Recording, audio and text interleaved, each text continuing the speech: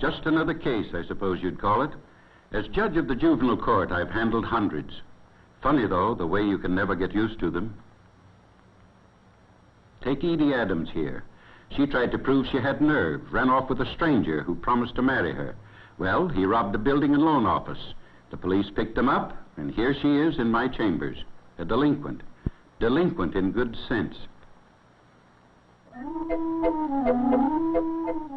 I can't get over it sometimes, how teenagers can be such suckers. Do you know what a sucker really is? Ask any carnival pitchman.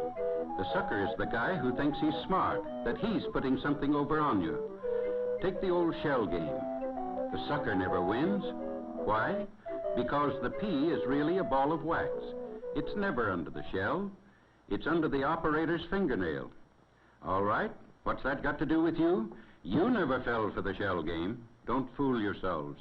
A lot of you have fallen for it, thrown away a future like nothing in the history of the world. For what? A kick? Or a fling? A thrill? You think you're smart enough to get away with it, but you're just being a sucker. What I call being delinquent in good sense. Like these two, parked on a lonely road, just looking for trouble. And trouble is there, all right.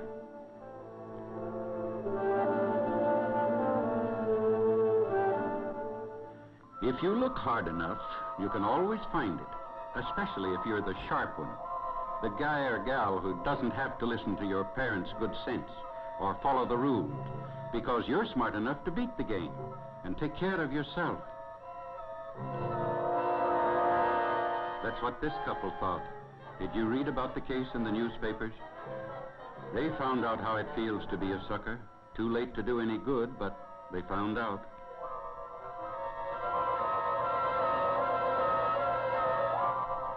What they didn't know was that men like this make a practice of lurking in lonely lovers' lanes to prey on young people who don't know any better than to be there. Sometimes the victims are lucky. They lose only money or their jewelry, but not this time.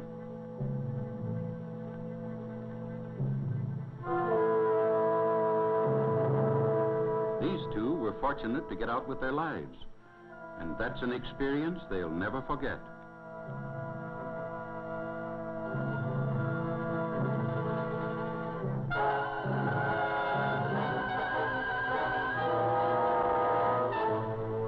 Just one case, and there are hundreds more in my files.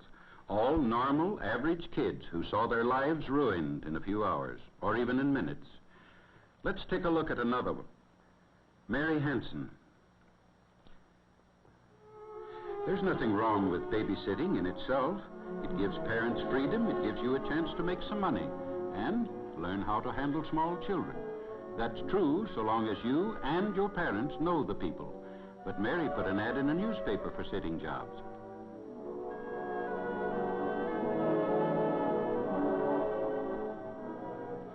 But the idea of going to a strange home with someone you never saw before just because he answered an ad, well, it's plain idiotic. You wouldn't go away with a stranger for any other reason, and just because it's under the guise of babysitting doesn't make it all right.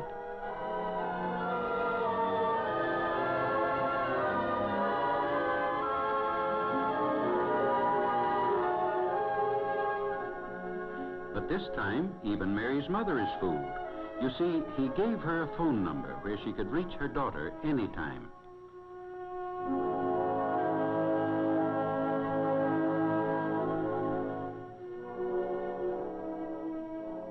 An hour and a half past time, and Mary isn't home yet. About time to call that number he left you, isn't it, Mrs. Hansen? You think it's silly to worry, don't you? After all, what could happen to Mary on a babysitting job?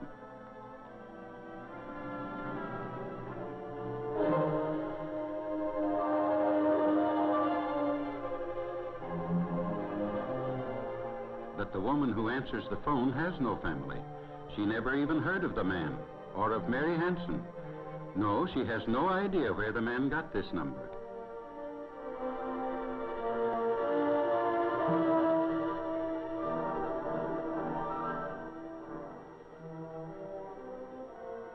And now, Mrs. Hansen, it is time to worry.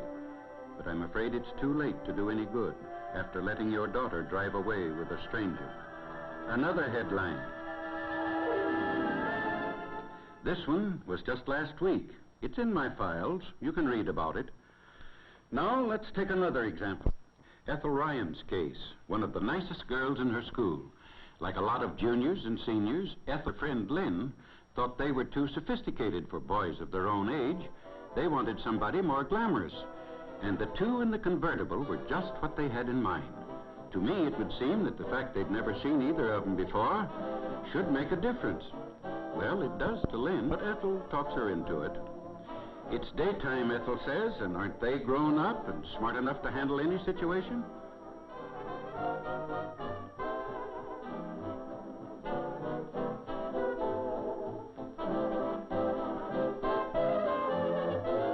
Well, why not? Lynn agrees finally.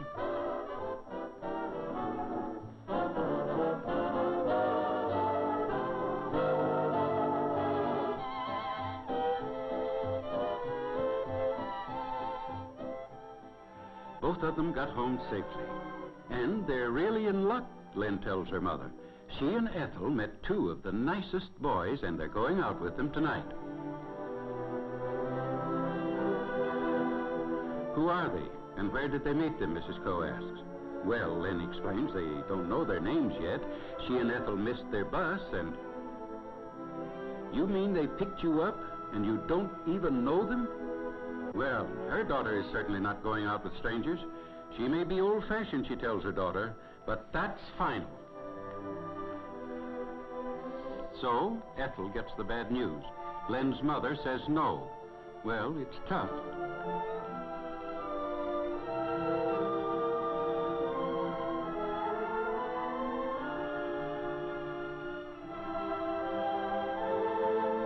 But Ethel certainly isn't going to give up a good time, even if she has to go alone. Lynn wishes she had a mother like Ethel's, one who never forbids her daughter anything.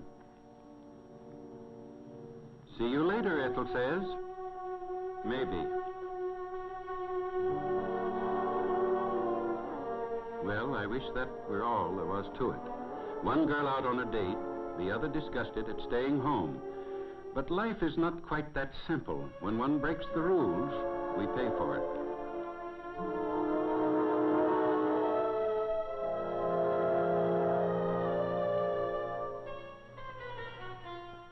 Walt soon decides that without Lynn, three's a crowd, so Tom leaves them alone. Now, Ethel is really on her own.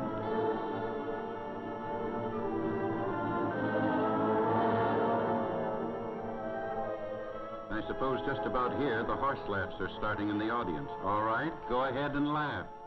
Of course, Ethel isn't laughing. She can almost hear all the warnings she never listened to about being picked up by strangers. And here's something really funny.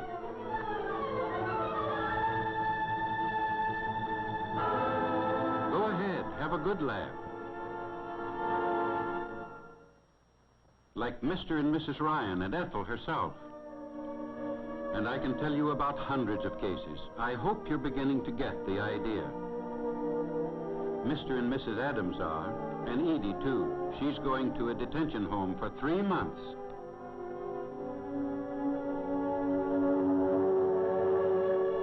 Plenty of time to think about whether a few minutes of showing off or feeling sharp is worth a lifetime of regrets.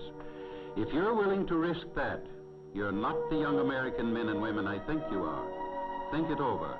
Why not get really wise, really hip? Don't be a sucker.